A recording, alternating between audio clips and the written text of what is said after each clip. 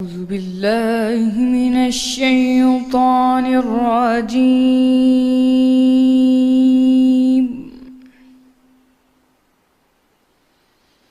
بسم الله الرحمن الرحيم.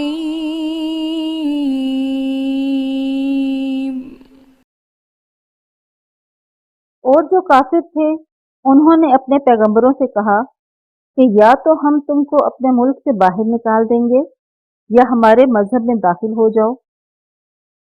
تو پروردگار نے ان کی طرف وحی بھیجی کہ ہم ظالموں کو ہلاک کر دیں گے اور ان کے بعد تم کو اس دنیا میں آباد کر دیں گے۔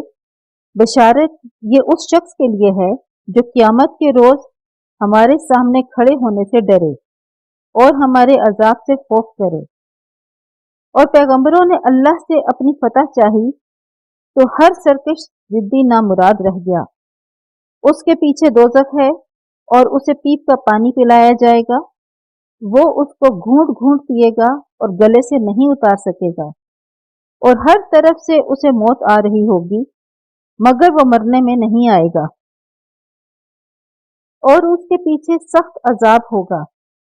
جن لوگوں نے اپنے پروردگار سے کفر کیا ان کے اعمال کی مثال راکھ کی سی ہے کہ آندھی کے دن اس پر زور کی ہوا چلے اور اسے اڑا لے جائے۔ جو کام وہ کرتے رہے ان پر ان کو کچھ دسترس نہ ہوگی۔ یہی تو پرلے سرے کی گمراہی ہے۔ کیا تم نے نہیں دیکھا کہ اللہ نے آسمانوں اور زمین کو تدبیر سے پیدا کیا ہے؟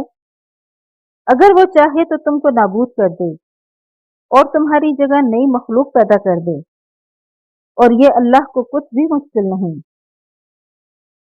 اور قیامت کے دن سب لوگ اللہ کے سامنے کھڑے ہوں گے تو ضعیف العقل متکبرین سے کہیں گے کہ ہم تو تمہارے پیرو تھے، کیا تم اللہ کا کچھ عذاب ہم پر سے دفع کر سکتے ہو؟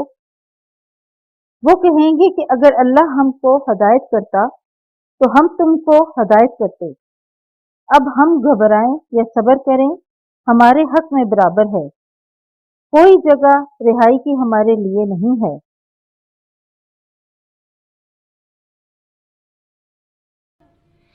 صدق اللہ